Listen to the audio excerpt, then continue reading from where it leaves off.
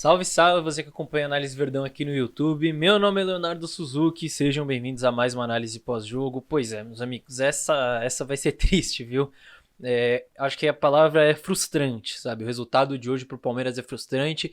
É realmente uma pena não ter saído com os 3 pontos lá de Curitiba, porque se a gente vê antes do jogo, pelo menos eu, vendo a escalação, vendo que o Palmeiras poupou e tudo mais, eu fui com uma expectativa baixa, assim, pro jogo. Não esperava ver o Palmeiras tendo uma atuação boa. Depois do jogo, depois da atuação boa do Palmeiras, depois de abrir 2-0, depois de ter o jogo controlado, não vencer essa partida é realmente uma pena, é realmente frustrante.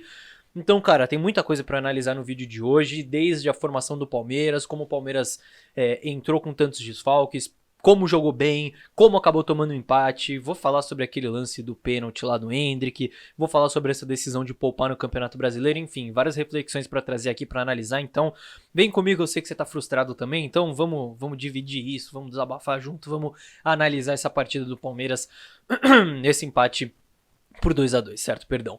E já começa deixando o seu likezinho aí, certo? Porque eu sei que você vai esquecer depois. É um jogo que não dá vontade de dar like, né? Depois de tomar um empate vencendo por 2-0. Mas deixa o likezinho aí que me ajuda muito. É só um clique e fortalece demais o nosso trabalho por aqui. Certo, meus amigos? Então vamos lá. O Palmeiras entrou só com 2 titulares, Gomes e o Everton. Tinha nem o Abel no banco. E ainda estava enfrentando um time que é forte, fora de casa. E que tá em boa fase. O Atlético Paranaense em boa fase. Então qual foi o plano do Palmeiras com todos esses reservas? Como que a gente entrou? Então, sem bola, né, defendendo para se proteger desse Atlético, o Palmeiras entra se defendendo com uma linha de 5 lá atrás, com o Garcia e o Vanderlan como alas, Murilo, Gomes e o Naves como esses 3 zagueiros, certo? Inclusive o Naves, principalmente no primeiro tempo ali, foi muito bem defendendo, caindo junto com o Vitor Roque ali, muitas vezes saindo para caçar e tudo mais. E aí você tinha essa linha de 5. Você tinha o Richard Rios como um volante meio que à frente dessa linha. É engraçado porque como você tinha esses encaixes de marcação, às vezes era um 5-3-2, às vezes era um 5-4-1 com o Luiz Guilherme e Breno defendendo o lado, o Endrick na frente, né, o John por ali também, mas geralmente era meio que uma linha de 5, o Richard Rios à frente, e aí você tinha esses 3 jogadores, o Luiz Guilherme, Breno e John, atrás do Endrick. E aí você tinha compensações, um voltava, outro ia, enfim, não vou ficar me atendo aos números.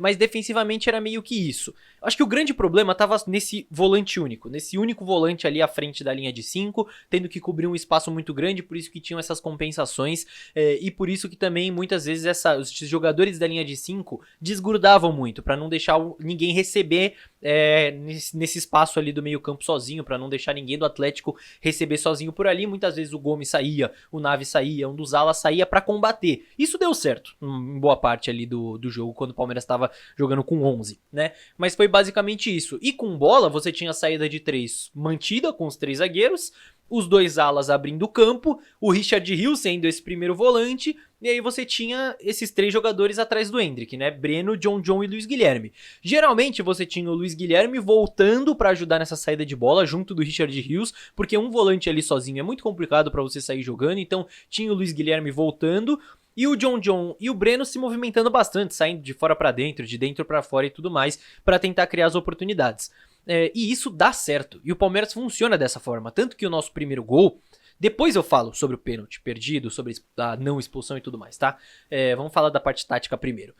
O nosso primeiro gol, ele sai justamente de uma saída de bola do Palmeiras, em que o Luiz Guilherme recua para ajudar nessa saída, o Gomes encontra o Luiz Guilherme e o Luiz Guilherme encontra o Garcia aberto. Então quebra essa linha de marcação do Atlético Paranaense, o Garcia encontra o Breno saindo de dentro para fora, e o Breno dá um baita cruzamento pro Endrick fazer o gol. Foi um gol merecido, porque o Palmeiras estava bem no jogo, estava melhor que o Atlético, foi melhor que o Atlético no primeiro tempo. E foi um cenário de um jogo até que meio aberto, assim, dali em diante, pelo menos. Porque o Palmeiras criou mais oportunidades, teve bola do Endrick na trave, enfim, criou chance no comecinho do segundo tempo, teve chance do Breno Lopes, teve contra-ataque e tudo mais. E o Atlético Paranaense criava suas oportunidades ali também. Não criando tanto assim, chances claras de gol, mas conseguiu criar suas oportunidades, porque era um time do Palmeiras que desentrosado, que não tá acostumado a jogar junto, faz tempo que o Palmeiras não joga com uma linha de 5 defendendo, tinha essa questão do volante ali, tendo que cobrir um espaço grande do campo nessa entrada da área por ali, né? Enfim, tudo isso envolvido. Mas mesmo assim o Palmeiras faz o gol. o 2-0 logo com 10 minutos, a partir de uma recuperação no campo de ataque, mais uma assistência do Breno Lopes, a bola acaba desviando. Bom, até aqui tava tudo bem, né? Até aqui o Palmeiras estava conseguindo cumprir o seu modelo de jogo. Claro, não era o jogo perfeito, tava cedendo chances, era um cenário de um jogo aberto, como eu falei, mas se a gente pega a expectativa de início de jogo, mais uma vez, time inteiro reserva praticamente, jogo fora de casa, contra um bom time, um time em boa fase e tudo mais, e a gente chega com 10 minutos do segundo tempo, com 2-0, jogando bem, é muito além do que eu tava esperando, honestamente. Só que aí a gente tem o pênalti, a expulsão e o primeiro gol do Atlético Paranaense. Uma mão do Garcia, o Garcia tinha tomado o primeiro amarelo, eu acho que por cera, é um negócio inacreditável, cera no lateral, sabe? No primeiro tempo ainda. E aí você tem o pênalti, foi pênalti, tá? Ele tava de braço aberto, mereceu tomar o segundo amarelo também, e o gol do Atlético Paranaense. Então era um jogo que era bom do Palmeiras, era um jogo que tava administrado, e mais do que isso, era um jogo que mentalmente o Palmeiras estava muito mais seguro do que o Atlético, porque o Palmeiras estava com 2-0, estava jogando bem, o Palmeiras conseguia muitas vezes durante o jogo segurar essa posse de bola para dar uma esfriada no jogo, para dar uma irritada no Atlético, na torcida e tal. Então o Palmeiras estava muito bem mentalmente e o Atlético não, o Atlético estava ali meio desesperado, meio vendo que não era o dia deles. E um gol muda tudo. Uma expulsão, né? É uma sucessão de fatos que acaba mudando tudo ao longo do jogo. E aí o Palmeiras promove uma série de mudanças, né? Um pouco antes disso entra o Fabinho. E eu não achei errado o Fabinho entrar, porque a gente tinha feito 2-0, né? Tava com essa questão de só ter o Gabriel Menino como esse primeiro volante, mais jogadores de ataque ali. Mas aí o Fabinho passa a virar esse primeiro volante, o Gabriel Menino passa a ter um pouco mais de liberdade, então estruturalmente não muda muita coisa, vai mudar mesmo depois que ele começa a colocar os titulares. E aí o Palmeiras passa a se defender basicamente num 5-3-1, porque tem uma linha de 5 ali com Mike, Gomes, Murilo, Luan e o Vanderlan, Fabinho, Menino e John como 3 meias, e o Rony na frente, que entrou no lugar do Endrick. Também, acho que, né, pra dar um gás a mais, um jogador que ajuda mais no momento sem bola também. A gente tava com um a menos, não vou crucificar por ter colocado o Endrick também. Eu acho que fazia sentido, teoricamente falando. Mesmo assim, o Palmeiras toma um empate logo na sequência. E é engraçado que o Palmeiras toma um empate logo na sequência e depois não cede mais grandes chances de gol pro Atlético Paranaense. Mesmo depois de ficar basicamente com 2 a menos, né, com o Rony sentindo. Então, o Palmeiras não cede mais chances de gol, mas logo ali, naquele momento que o Atlético cresceu mentalmente, conseguiu encontrar o gol, uma falha geral, uma falha coletiva, e aí ficou muito mais difícil pro Palmeiras, tá? Então, é um jogo que que pela atuação do Palmeiras, até a expulsão, o resultado tava além do que a gente poderia imaginar antes do jogo, tá? Pelo menos eu, né? Tava além além da encomenda. Mas depois ficou aquém do que a gente fez, do que o Palmeiras fez dentro de campo. Merecia... Não merecia não. Não vou entrar nessa de merecia, não tem essa de merecia, mas o Atlético mereceu o empate porque fez 2 gols, mas sei lá, acho que vocês entenderam, né? A atuação do Palmeiras foi para sair de lá com a vitória, pelo menos até o momento da expulsão. No fim das contas é isso, é frustrante, é uma pena, só isso. Mas eu acho que a grande pior notícia ali no final acabou sendo até a lesão do Rony, pelo menos pra mim. Preocupa muito, tá? Tomara que não tenha sido nada grave, ele ficou ali depois mancando, mas sentindo muito o tornozelo. Tomara que não tenha sido nada grave, que ele esteja inteiro pro jogo contra o São Paulo. Certo, meus amigos? No fim das contas é isso, eu acho que foi um jogo correto do Palmeiras, em grande parte. Foi um jogo que o resultado acaba sendo frustrante por causa de tudo isso.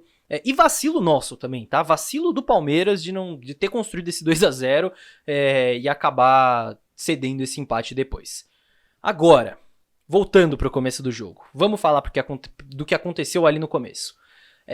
Com 3 minutos, o Endrick toma aquela cotovelada e o árbitro marca pênalti.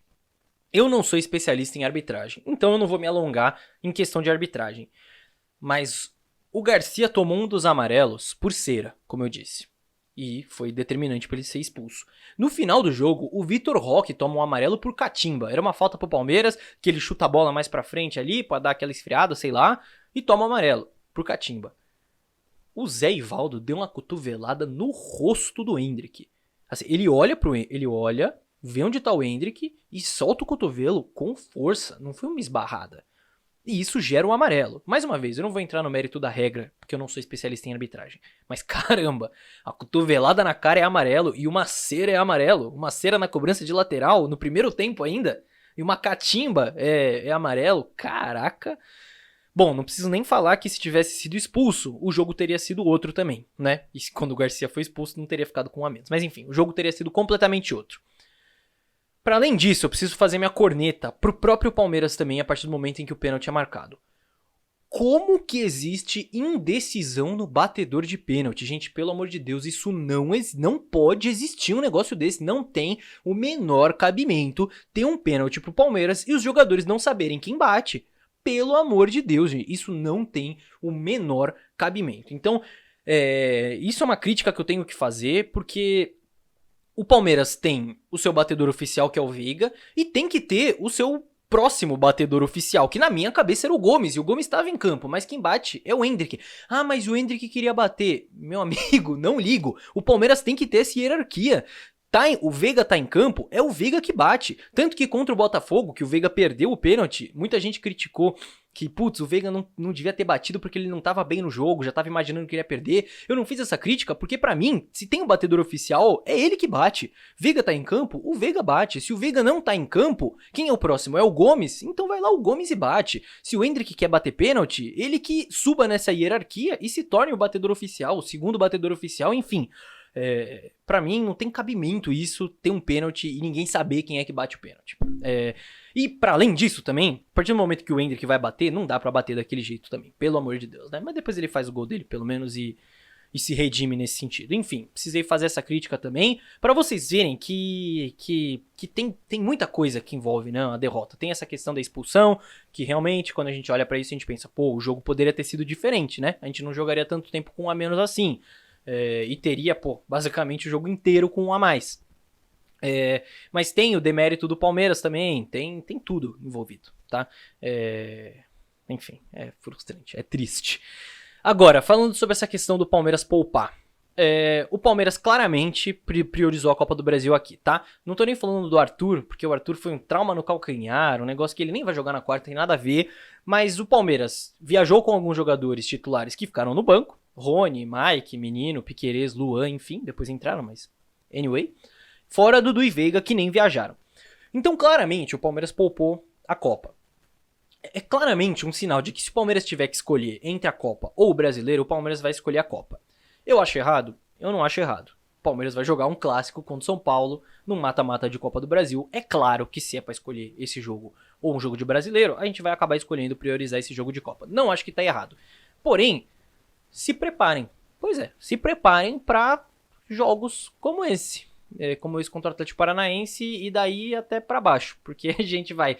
Se a gente entrar em mais jogos do Brasileiro com um time assim que nunca jogou junto, com uma formação tática diferente, com jogadores sendo improvisados por questão de característica e tudo mais, a gente tá sujeito a esse tipo de coisa. Tá sujeito a jogar bem, mas não ter essa força para manter o resultado, tá sujeito às vezes nem jogar bem e acabar perdendo ponto besta, tá sujeito a isso. Se a gente entrar com foco na Copa e entrar com o time reserva no Brasileiro em mais oportunidades, a gente tá sujeito a isso. E é complicado, né? O Brasileiro, ele tem muitos times ali agora na parte de cima da tabela, o Palmeiras caiu algumas posições. Quando a gente olha para a meta de pontos, inclusive, né, que eu sempre coloco aqui, depois dessa 13ª rodada, a meta seria de 25 pontos, o Palmeiras está com 23, nem tá tão abaixo, é uma coisa que dá para recuperar, mas se o foco do Palmeiras não é o Brasileiro, aí não é nem questão matemática, é uma questão do foco do time mesmo, foco interno. A gente espera, claro, que na Copa do Brasil esse foco esteja 100%, né, contra o São Paulo. Mas é realmente uma pena que mesmo poupando, que mesmo colocando a prioridade na Copa, o Palmeiras não tenha vencido um jogo que estava controlado e ainda tenha lesionado um dos titulares mais uma vez, né? Tô gravando aqui logo depois do jogo, não sei a gravidade da lesão do Rony, mas espero que não tenha sido nada grave, claro. Certo, meus amigos? Enfim, é isso. Falei muito, analisei aqui, acho que tudo que tinha para analisar. Não quero apontar o dedo para ninguém, tá? Espero que vocês tenham entendido toda a complexidade de questões para se analisar quando algo não dá certo, algo não vai o resultado de algo não é da maneira que a gente espera, então tem tudo isso envolvido, tem questões individuais, tem questões coletivas, tem as substituições, tem o mental, né, o contexto da partida, tem a arbitragem, enfim, tá tudo envolvido, espero que eu tenha conseguido passar por tudo isso. Já que o foco do Palmeiras é na Copa do Brasil, aqui no canal também vai ser. Então, nessa segunda-feira, vai sair a análise completa do São Paulo, tá? Análise tática completa, tudo o que você precisa saber sobre o São Paulo e sobre como o Palmeiras pode eliminar o São Paulo na Copa do Brasil. Então, fique esperto, nesta segunda-feira, dia 3 de julho, às 11 horas, vai sair esse vídeo aqui. E, cara, você que ficou aqui comigo, analisando esse jogo, esse resultado extremamente frustrante, você é um guerreiro ou uma guerreira, né? Então, muito obrigado pela companhia. Não esqueça de deixar o likezinho aqui, certo? Se você ainda não deixou e ficou todo esse tempo aqui comigo, deixa o likezinho aqui, que não custa nada. E, claro, não esqueça também de se inscrever se você ainda não for inscrito ou inscrita para acompanhar as próximas análises também. Fechou, meus amigos? No mais é isso. Obrigado pela companhia em mais uma análise pós-jogo. Vejo vocês no próximo vídeo. Tchau, tchau.